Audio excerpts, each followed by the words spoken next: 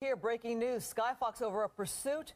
The driver reportedly involved in a murder or robbery. That chase starting at Sunset in Rosemont about an hour ago. He's now traveling east on Beverly Boulevard, now in the Westlake district. He's gone from Echo Park back to Westlake and back again. He could have gotten on the freeways, Carlos, the 110, the 101, but he is staying right now on those surface streets. And look the way he's driving. Officers are very concerned about this one. He is a murder suspect. This car was stolen in North Hollywood area, and the man may be carrying a pistol or an AK-47. There's a big difference between those two guns, but we've seen him talking on the phone. He's driving slowly and quickly, sometimes erratically. He has almost hit people. He has hit one vehicle, and now he continues there on Beverly heading eastbound. Jeff Schwadock is up in Sky Fox. Jeff, tell us about your specific location and what you've been looking at. Okay, well, he is approaching at this point South Alvarado. He just made a turn on South Alvarado. I believe this is still considered the Westlake area. And yes, indeed, he did damage that car, the front fender, as you can see. He did hit somebody earlier in this pursuit, which has been going on since 6 p.m. this evening. And it has been confirmed that he is carrying a weapon, and this individual is a single white male that was involved in a murder. Now, the car has been reportedly stolen, and it has come back registered to an individual in North Hollywood. And that is the information on the car that I have. And Jeff, you've been following this for a bit. Now, it's been going on for over an hour. Like I said, he could have gotten on freeways. He has not. I believe he was on for a hot minute, but he's been on these surface streets for the bulk of this pursuit. Talk about how he's been driving. It's been very dangerous at some points. Yeah, he's been driving around in circles in this area near Westlake, going up to the eastern edge of Hollywood, Sunset Boulevard, Vermont, and basically he's been going around in circles. Not excessive speed, mind you, but he has been going into other lanes, into oncoming traffic. As you can see, he's stopping at this intersection, so at least this individual is being careful. But it is a dangerous situation for Rampart Division LAPD, as they know that this person is armed and was involved, in fact, in a homicide. All right, so a lot of people have been watching this and know that this thing is going on. You can hear the helicopters overhead. You hear the police sirens of this guy being chased around. It's been a while since we've seen one of these, but it has all the hallmarks of a gang initiation thing, where a gang member will steal a car, and then we hear that there's a connection to this armed robbery, and that he may have been involved in that murder in the valley. But this has all the hallmarks of going in circles in a neighborhood that you know, showing off to your friends that have been on the sidewalk, and he's waved to some people. Some people actually have been taunting him, and then he just goes in circles, goes round and round and round until the police decide to do something. And tactically, this is a pretty difficult situation for the officers, because they have to consider the fact that he may be armed, he may be dangerous, and he may have been involved in a murder. Three things that in their minds as they follow this guy around in circles. Absolutely. Whenever there's a pursuit, police consider the suspect dangerous, but when you have information that there is a weapon on board, weapon in the car, it certainly changes the mindset of the officers and how close they can get to this vehicle. We talk about ways to stop a pursuit. Right now, they're following this vehicle. Jeff, do we know anything about the stolen car? Perhaps the amount of gas in the car, what kind of car it is? Well, I did hear earlier via the scanner that there was, the owner of the car reported that was a full tank in the car. Now, this person has been driving around for over an hour, and we don't know how long he was driving the car after he stole it. So, but the owner of the car that was reported the stolen vehicle said there was a full tank of gas in it. Well, he apparently, from what I understand, the car was stolen early this morning at some point, and so he's been driving it all day. But he could have a long way to go, since it doesn't look like he's trying to flee or try to get away from these officers. He's just driving in circles and taunting them. And he is indeed a murder suspect, according to all the reports we have, and including the report of him having a weapon, an AK-47 or something like that. All right, Kevin, Jeff, as you're monitoring police traffic and police information, are you getting any kind of insight as their strategy on this, or how they plan to deal with this guy? He may not be able to hear us at this point. Lost communication. I'm sorry, Carlos, I was listening to the scanner and finding out where they were. Okay. Where are they, Jeff? Right now they're southbound Alvarado. This is still in the Westlake area. Yeah, he's already been on Alvarado a couple of times. He's probably doing about 25, 30 miles an hour. Yeah, this is slow speed chase.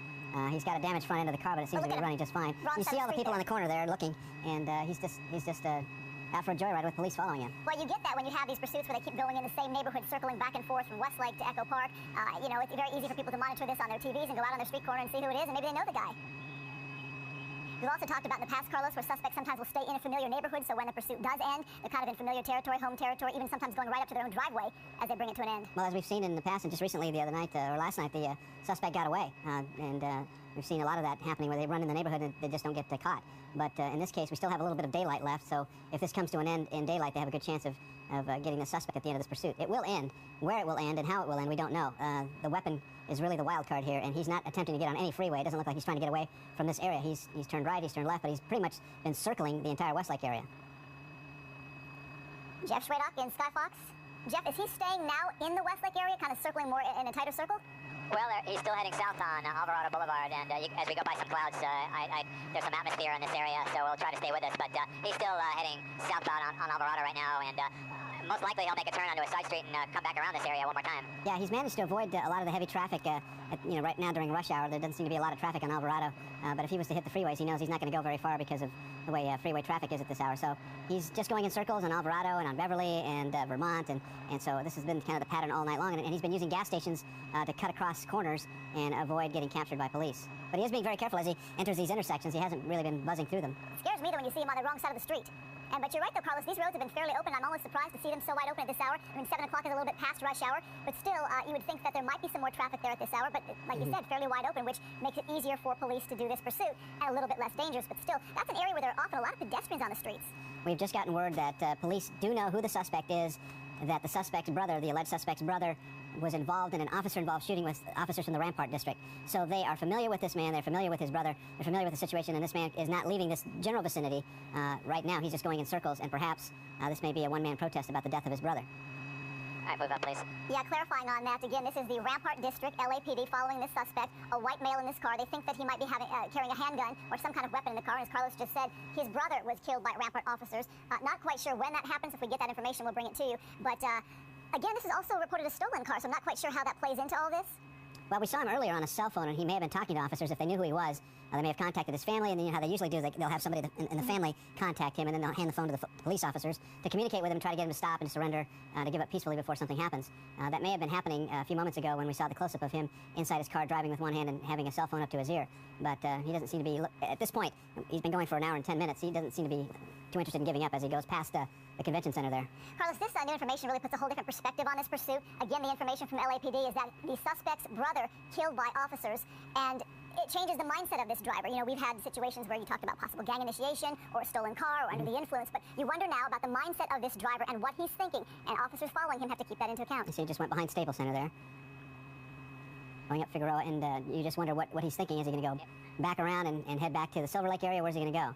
He just popped through right there at the intersection. I would think that given this scenario where his brother was killed by police, makes this an especially dangerous situation for police should the suspect stop, knowing that they're saying he has a weapon in the car. Well, officers are pursuing him at a safe distance. It doesn't seem like they're right on top of him. So they're not, at this point, it seems to me they're not anticipating doing any kind of a pit maneuver. They're just going to wait this guy out and see how long he decides to drive.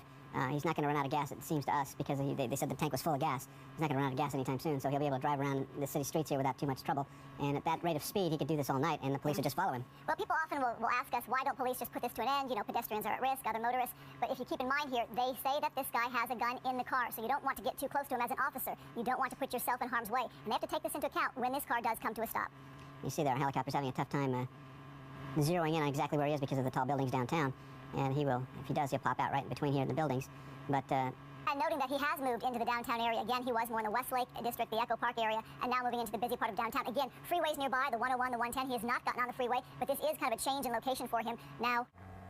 He's gone over the bridge there. Okay, so just to explain how this all works with the helicopters, you have police helicopters at the main level. They're the ones that are pursuing. They're the official pursuing authority, and so they get the airspace that is closest to the pursuit.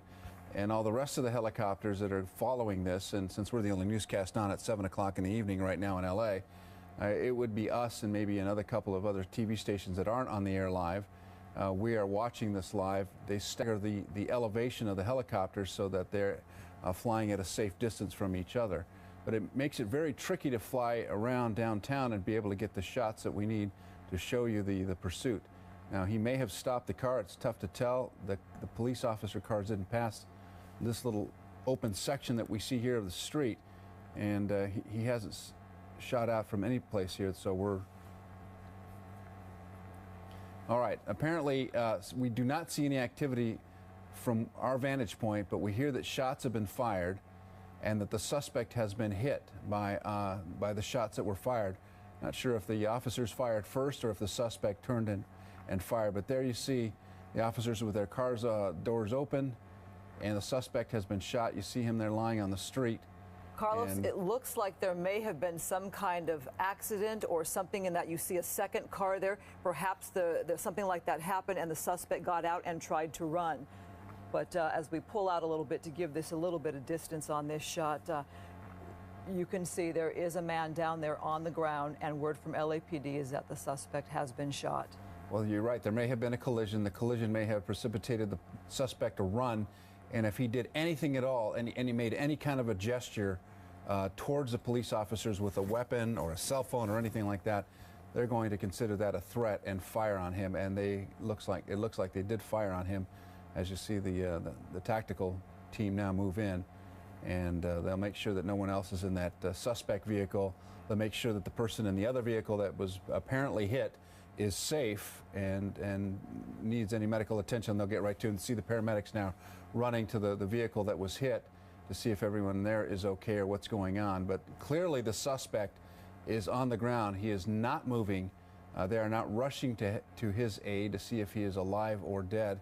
And we will keep this at a tasteful distance because obviously we don't want to zoom in into a situation like this and see anything. Let me add one more thing before we toss it to a break. Keep in mind the man they were following right here, his brother had been killed by police. So the mindset of this guy leading police on this more than an hour-long pursuit, we don't know where he was at with this. We don't know how all this went down. But again, the suspect has been shot by police, and he was said to have a weapon in the car. So what happened there before this came to an end, we'll find out. And if he was distraught about his brother being killed by police, he may have decided that was the way he was going to go out too, and they call that suicide by cop. We don't know all those details at this point as you see the clouds moving in. All right, we're going to take a quick break and come back and see if we can follow up and find out a little bit more for you as we continue here on Fox News at 7 o'clock. We'll be right back.